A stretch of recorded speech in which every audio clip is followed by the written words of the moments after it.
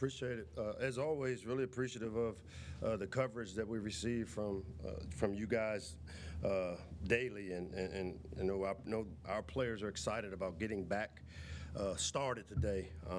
It's great to be back.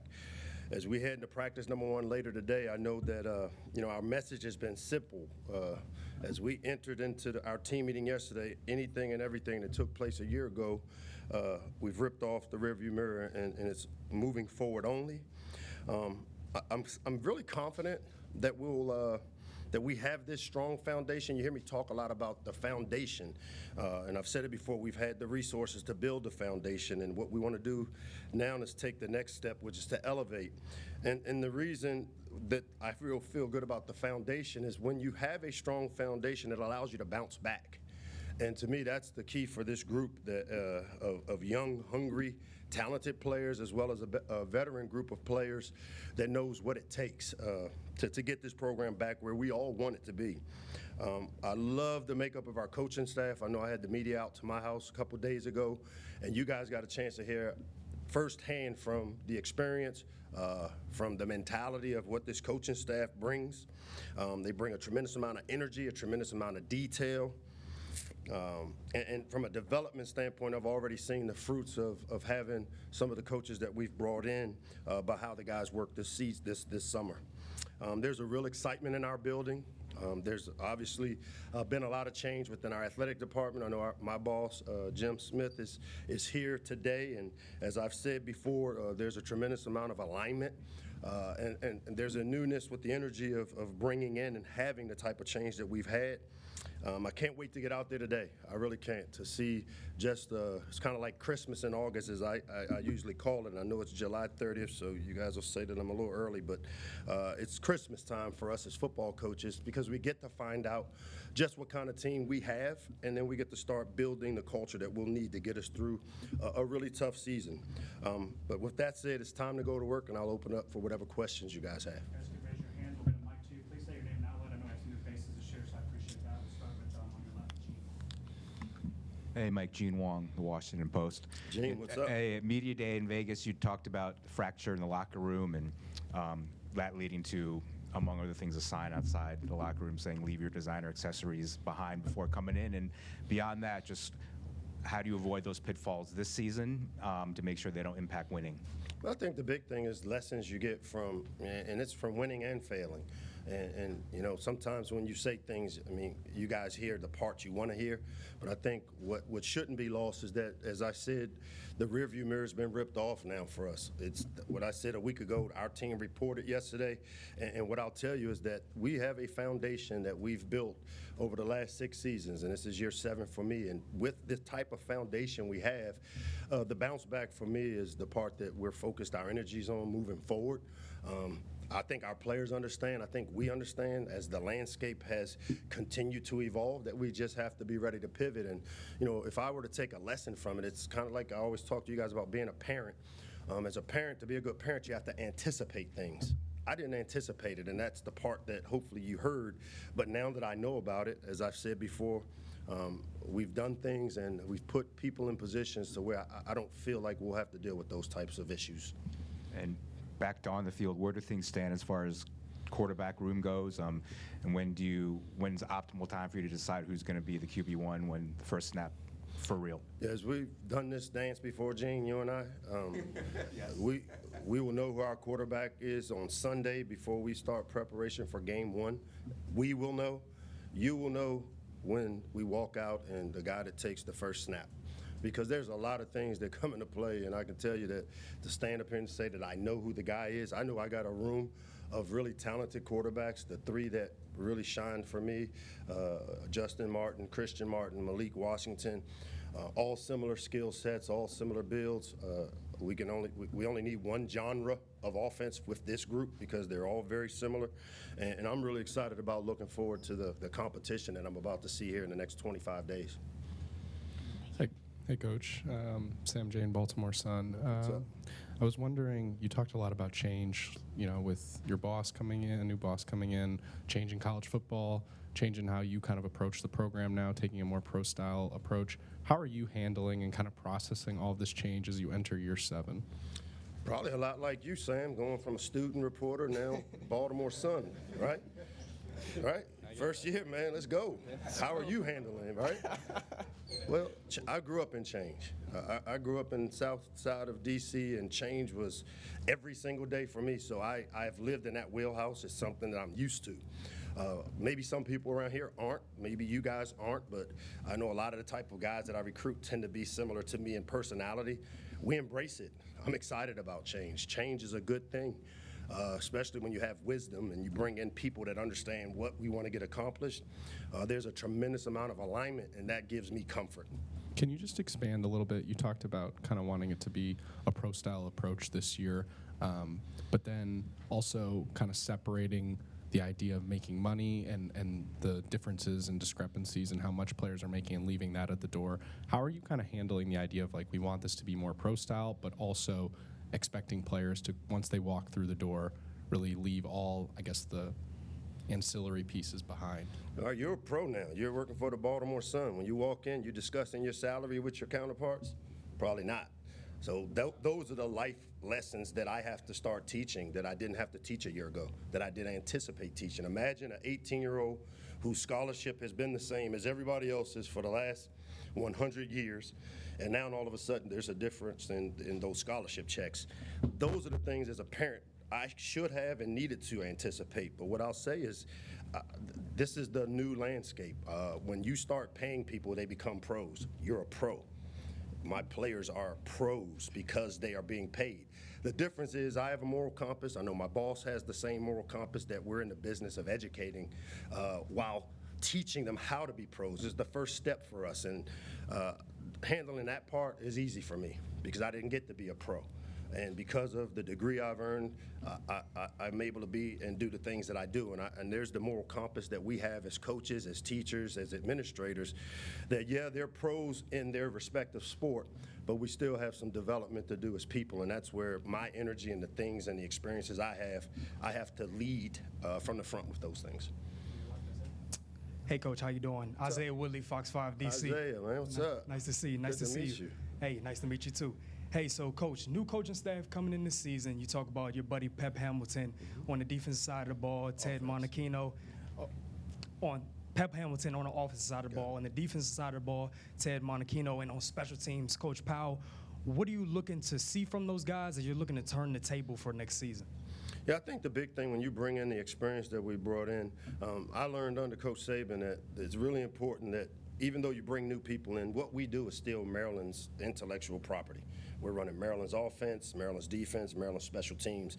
And those guys, much like I was able to do when I came in as a coordinator, are able to put their personalities on what we do. And I think if you've studied those three and you look at what Pep has done, his time at Stanford, his time at Michigan, and I said this before, if you were to just take his picture and name off the resume and you put it in front of executives that hire head coaches, you'd have a hard time not hiring Pep Hamilton. And I think the other side of it is the Ted Monachino and his experience at the NFL level in a system that is very complementary to what we've done, the genre of defense we've played, but maybe some added value that he brings in because of the experience. And, you know, he's got a young group of outside backers. If there's been an Achilles heel for us on defense, it's being able to generate pass rush without adding people.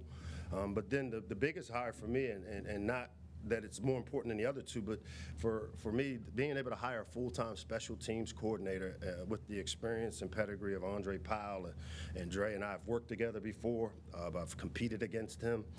His experience, you know, we have to, because of the type of athletes, the type of players we have in our program, I have an expectation that we should play special teams better, and I expect Dre, with his experience, we've added Chili Davis to the mix with him, another full-time guy that's all their energies are on special teams, and as we've seen, special teams generate a tremendous amount of momentum in games.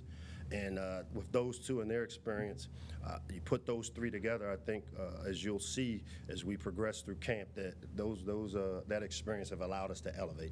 Got it. And yeah, Coach, you're talking about the new landscape of NIL. You're talking about bringing in Jim Smith. What is his impact on this program, especially with the NCAA offering $20.5 million to pay your athletes? How do you feel about that, and what's the impact of Jim Smith on this program? You know, I love the hire. Obviously, those type of things happen above my pay grade, but I got a lot of respect for the work that Jim has done. You know, you look at his pedigree, he knows what championship level looks like. He's won Major League Baseball championships. He's been a part of Ohio State, which probably has been one of the blue bloods in college athletics a long time. And much like myself, having the opportunities to work under people like Nick Saban, to get a chance to work under an administrator that has built pro models, because we're in an area where we need to maybe think outside of the box. And I know from the conversations and the communication that we have, which is pretty much on a daily basis, there's a tremendous amount of alignment that this area could be a very fruitful area in real NIL. And we've got a guy that understands that market, and I'm looking forward to working with him to create the value that allows us to keep these top players right here at home. Thank you so much. Yeah. George, Hey, Mike, George Gerber, G, Washington what's Times. up, G? Good to see you, Coach. You've had a lot of, in recent seasons, past seasons, a lot of known commodities at different key positions, quarterback, wide receiver, and running back. Is there something maybe even refreshing as you kind of go into this camp that there's a lot of guys that you know that you have on your roster that maybe other people aren't aware of, or that are going to get playing time for the first time in this league, in the Big Ten, in a tough schedule, that can show something that maybe other people don't know about? And is it freeing for you as a coach to kind of maybe build that up as opposed to having institutional people at those positions? Yeah, and that's the part, you know, I like to speak in code, and I try to message in code. And when I talk about being excited about the unknown, we have a lot of people that people haven't scouted, didn't scout, can't scout, and they're going to mess around and find out, per se, because we have recruited really well. They're young, and we've played young. You know, I heard Hal Hunter describe how in his 30 years of NFL coaching, he's always coached a rookie tackle, a rookie guard. And so to me, that's where when I talk about being excited about the unknown, is because we inside the Jones Hill House building understand that we have some talented players. We've seen them all summer. We've seen their development, their growth.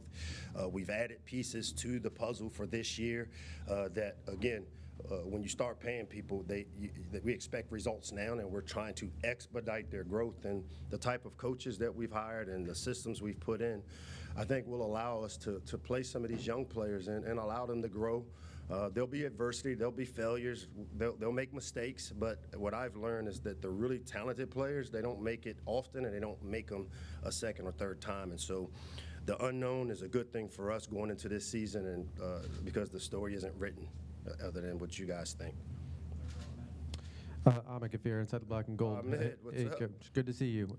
Going to the receiver room, I know obviously Octavian Smith feels like we blinked and now it's year 4 for him. So how do you feel like you've kind of seen him step into that leadership role, and then Jaleel Farouk being a wise product, you know, transferring into the program where he's able to close out his career? Yeah, I know obviously you have 25 practices ahead of you, but just what's the excitement and getting a local product to kind of anchor that room? You know, and that's the landscape. You got a guy that's been developed like Octavian Smith, and then you've got a new guy that I have a strong relationship with, have known since he was a 8th, 9th grader, playing running back for the Bowie youth football program, and Jaleel Farouk. That's where we are, and that's the part that's exciting for me, because I always say the portal giveth and it taketh, and you know, we were able to bring in a guy like Jaleel Farouk and his production. He's a guy that's produced, you know, 3 straight years there at Oklahoma, talented player that we know a lot about, and then you have a guy like Octavian Smith, who was a quarterback in high school. Most people recruited as a corner, and we see him develop into where he's, you know, one of those guys that's leading that receiver room, and a guy that's made plays from the time he stepped on campus. And to me, that's kind of how the sweet recipe for how Maryland needs to be, where we build it with the foundation of these local high school players, and we've done that the last couple of years with a couple top 25 classes, and then you add value through free agency, the portal, whatever you want to call it, by bringing in guys like Jaleel Farouk that see the value of what Maryland has been able to do in terms of putting players and developing players for the next level. Hey, Coach, how you doing? What's up, man? Simon Bugs with CTV News. I know you touched on the quarterback room earlier, and I know you said they all have similar builds.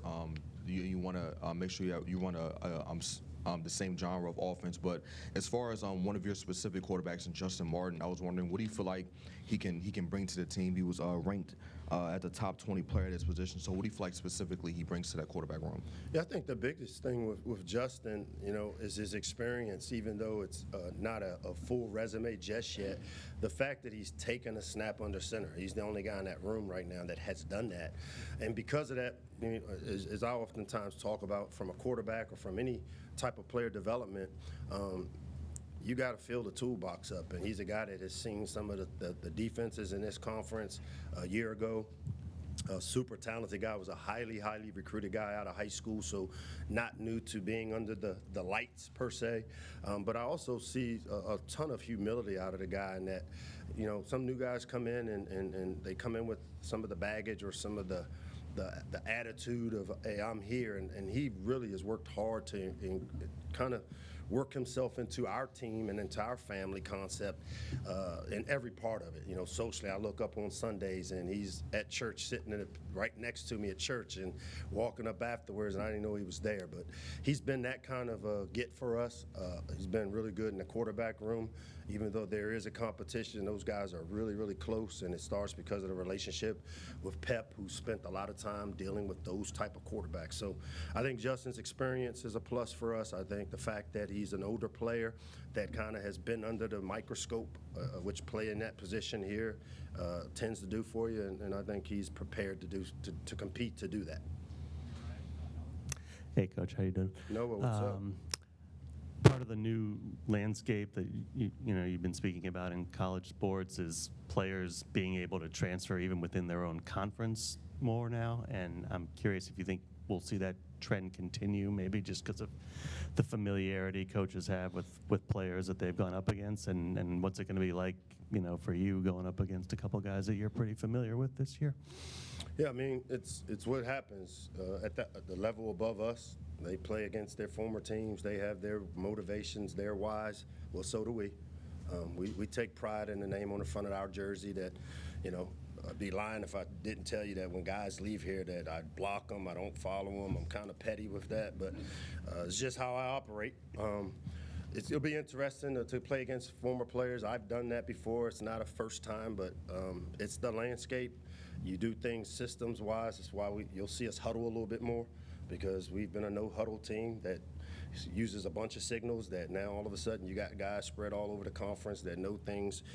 So anticipating, like a good parent should do, we'll mix and match our tempos. But, every year is a new team. I think we're not the only ones dealing with it. So other teams will have new players as well that we've got to figure out, and that they'll have to compete against some of their former players. And I think it makes the game more fun. Gives us a little competitiveness that maybe wasn't there.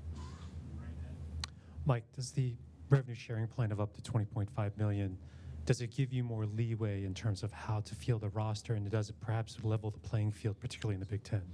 I don't know if you've heard, but yeah, we limped to the finish line waiting for that revenue share. As I code, I told you I talked in code a year ago. I said revenue share is a good thing for Maryland because it closes the gap between what we had a year ago to what we'll have moving forward. And to me, that's a good thing, because I think if you look at the way we've recruited, the way we evaluate, the system that we have in place for acquiring players, having the resources to do it. I'd be lying if I didn't tell you we lost players because maybe we didn't have enough.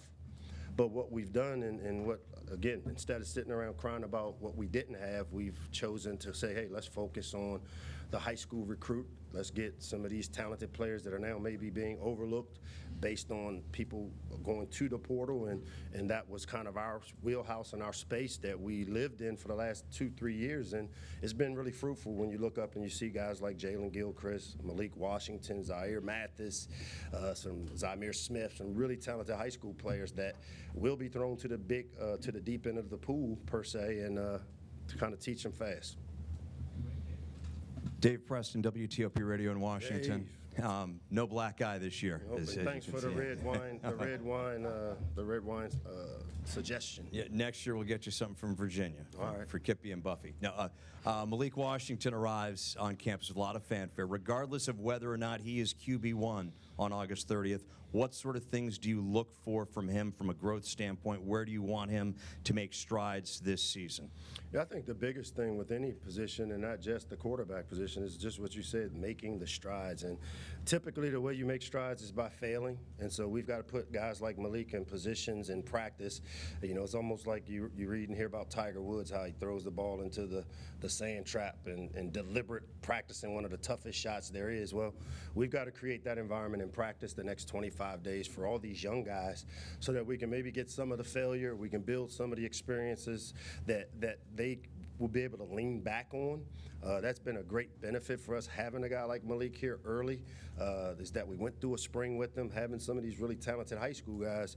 We've been able to get them some of the experience that hopefully will allow them, when they do make mistakes, to bounce back from them a lot quicker. And I think last year you added a few assistants on the, to coach the offensive line, and the importance of that, especially with all the new parts that you have coming in on a year-by-year basis. How do you feel that's paying off? Yeah, it's paid off well, and it was a suggestion Pep made to me about 5 years ago. You know, Pep and I have always been really close, and you know, when I studied what the NFL had done, and you look at, they've got 2 and 3 line coaches, and you know, in college we hadn't gotten to that point, and when we were able now to hire analysts that can coach and do some other things, it allowed us to have guys like Brian Ferentz here to help with the development of some of these young old linemen that a year ago you didn't get a chance to see. But unlike being on a scout team, reading a card from a DB guy that's showing you, we had a guy over there coaching those guys every single day on the scout team about the fundamentals of those positions. And that's kind of what, when you look at the way staffs are built, to win in a Big Ten, there's no doubt you have to be really good up front. You have to be able to run the ball. You have to be able to stop the run. And everybody knows we can throw the ball and we know how to create explosives. But to line up in 3rd and 1, 4th and 1, get tough yards, be a tough team, that's where adding guys like Hal Hunter, who working closely with Robo, and bringing Pep on board with, you know, his Battle of Gettysburg's mentality of putting a bunch of people in there and let's just be a little physical. And I think that's the type of camp you'll see us have as we try to build our program to compete in November. Time for 2 more on your right, Coach Michael. Hey, Coach. Michael Howes, the Diamondback. Michael, what's up? You mentioned the foundation a little bit earlier. Going into year 7 now in College Park, kind of where would you say the program is in comparison to where you envisioned they would be at this point when you first took the job in 2019? Yeah, that's a unique question that I've thought about often, because when you look at a year ago, it makes you question and ask yourself the tough questions. And, you know, I doubt that there'd be very few people that have been around here since I got here in 2019 that would have a hard time saying that the program isn't better than it was when I got here in 2019, because we all know what I walked into, what we've been able to build. We've navigated COVID. We've done something that hasn't happened here in 130 years in Maryland football. And then the goalpost shifted with the landscape. We've pivoted, navigated. There's been change. That's the newness that keeps me really excited about what this year brings, because, you know, I see this year being a year of elevation. I see this year for us, because of the foundation that we were able to build over the last 6 seasons, that'll allow us to bounce back quickly. Hey, Mike, Jacob Steinberg with the Baltimore Sun. You mentioned earlier in response to George's question, just for you, one of the biggest things is the excitement of the unknown. For these younger players in particular, I recognize it's early and it's day 1, but just going back to the spring, what have you observed from them about the eagerness and excitement level to just show off their talents and, you know, become more recognizable for the people outside of this program? Yeah, you know, I always use this analogy of throwing a snake in a crib with a baby.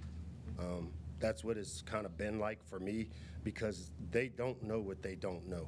They haven't been conditioned, you know, based on experiences in games of how good the type of teams they're going to face.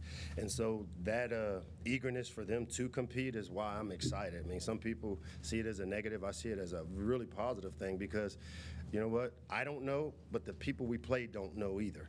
What they're going to see or what they're going to face. And it's my job and our staff's job to create structure and boundaries that allow these guys to excel on the field and bounce back the way we want our program to bounce back.